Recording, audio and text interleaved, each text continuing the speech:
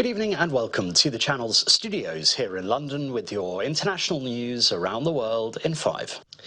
Israel's defense minister says its military has killed Iran's security chief Ali Larijani in a strike. Larijani was last seen in public at a Quds Day march in Tehran on Friday.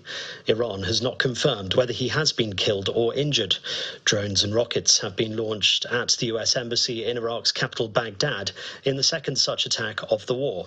Meanwhile, the United Arab Emirates reopened its airspace after missile and drone threats from Iran forced it to close briefly. The Chief of Staff have just informed me is that the head of the National Security Council, Ali Larijani, and the leader of the Basij forces, both were killed, were assassinated today, and joined the head of the regime in hell. Our army is working with strength to continue to hit and terminate the missile capabilities as well as the strategic infrastructure. US President Donald Trump has said that he is planning to delay a high-stakes visit to China later in March. The meeting between Trump and Chinese President Xi Jinping is currently set to take place between the 31st of March and the 2nd of April, following their last face-to-face talks in October last year.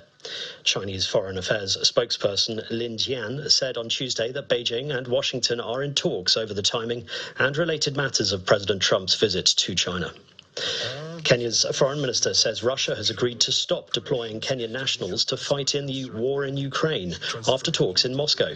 Sitting beside his Russian counterpart Sergei Lavrov, Musalia Mudavadi said both sides had agreed that Kenyans would no longer be recruited through Russia's defense ministry. Lavrov did not comment on the deal and insisted that all foreign fighters had joined voluntarily in full compliance with Russian law. A Kenyan intelligence report in February warned that more than 1,000 citizens had been recruited to fight for Russia in Ukraine. Dozens of people are feared dead or injured at a drug treatment center in Afghanistan's capital after an airstrike that the Taliban government blamed on Pakistan. The center of Kabul was hit on Monday evening, killing some people and injuring others.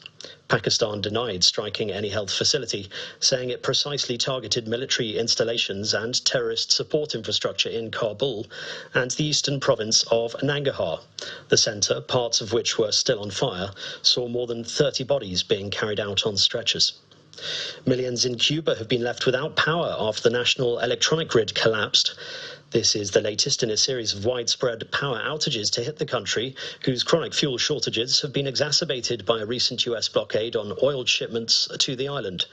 Cuba's grid operator said it was gradually restoring electricity in provinces and cities around the country. Cuba, an island of around 10 million people, has battled widespread blackouts in recent years. Sri Lanka has declared every Wednesday a holiday for public institutions to conserve fuel as the nation grapples with possible shortages in the wake of the Middle East war. We must prepare for the worst but hope for the best, the president said. This is the latest in a series of belt-tightening measures undertaken by Asian countries since the war choked off the Strait of Hormuz, which used to carry millions of barrels of oil from the Gulf into the region. Nearly 90% of all the oil and gas flowing through the strait last year was bound for Asia, which is the world's largest oil importing region.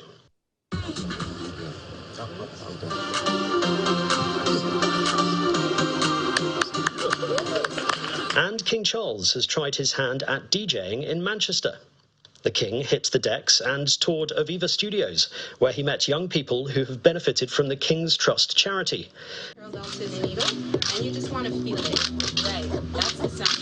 It's not his first time displaying his mixing skills. This was him 13 years ago at a youth centre in Toronto, in Canada. And then if you want to come to this side, excellent. And now to that side.